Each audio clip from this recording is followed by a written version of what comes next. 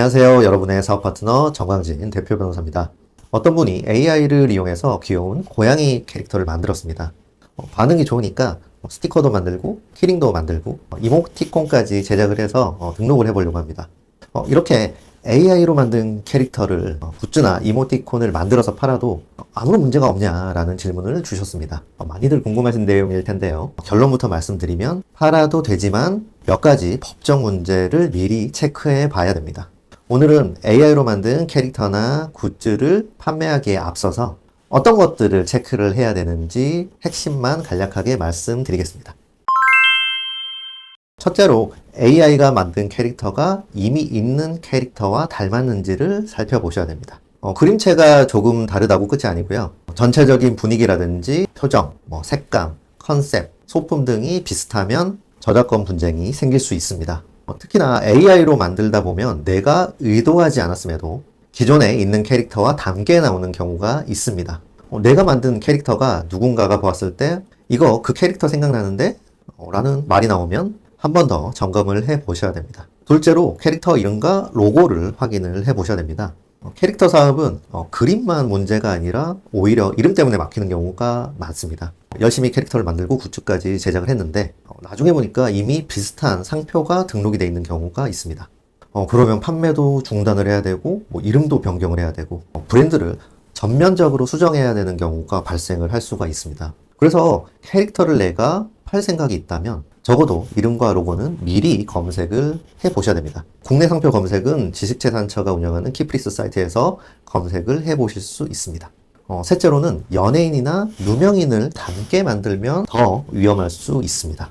특정 연예인, 운동선수, 인플루언서를 떠올리게 만드는 캐릭터를 허락 없이 상업적으로 쓴다면 퍼블리시티 이슈가 발생을 할 수 있습니다.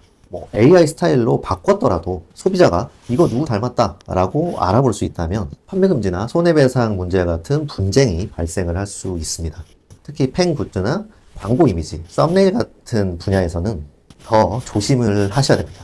넷째로 플랫폼 정책을 확인을 해 보셔야 됩니다. 법적으로는 문제가 없어 보여도 플랫폼에서 자체 운영 정책으로 이모티콘 등록이나 캐릭터 상품 판매를 막을 수 있습니다.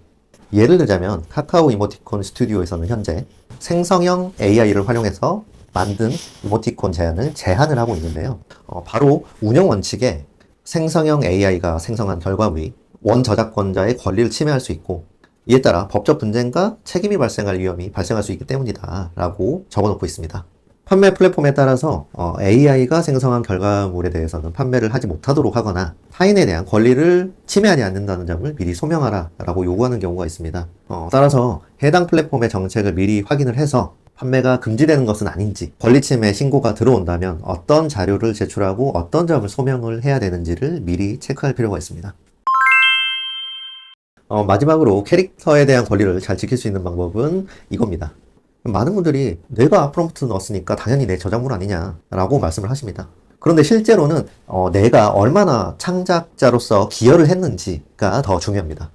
AI가 산출한 결과물을 기초로 해서 인간이 추가적으로 작업한 부분에 인간의 창작적 기여를 인정할 수 있어야지 그 사람의 저작권이 인정될 수 있기 때문인데요.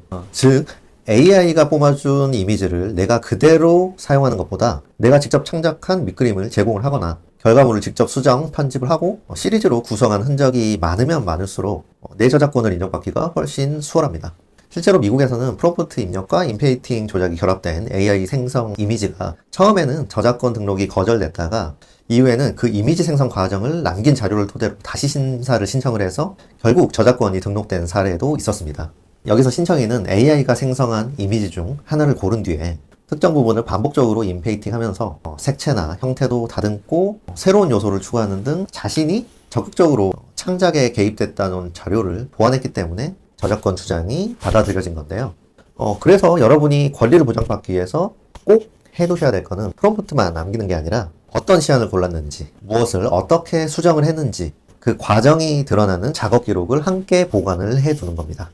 그리고 만약에 캐릭터 판매 사업을 다른 디자이너나 편집자, 외주 업체와 함께 제작하는 경우라면 여기에 하나가 더 필요합니다. 바로 계약서입니다. 계약서에는 작업한 결과물이 누구 거냐, 만약 결과물이 남의 권리를 침해했다는 문제가 생긴다면 누가 책임을 질 것이냐, 이 두 가지를 미리 정해 두셔야 됩니다.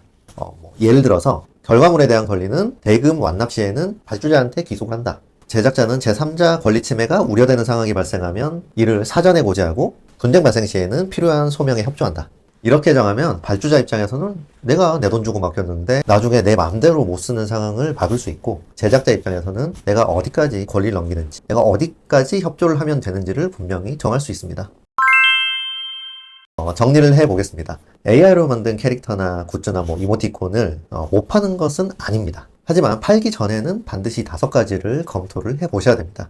남의 캐릭터 느낌이 나는지, 이름이나 로고가 기존 상표와는 겹치지 않는지, 유명인을 떠올리게 하지는 않는지, 플랫폼 정책상 막히지 않는지, 내가 직접 수정하고 작업한 흔적이 있는지. 캐릭터를 잘 만드는 것도 중요한데 문제가 생기지 않는 것, 그리고 문제가 생겼을 때 손해보지 않는 게 더 중요합니다.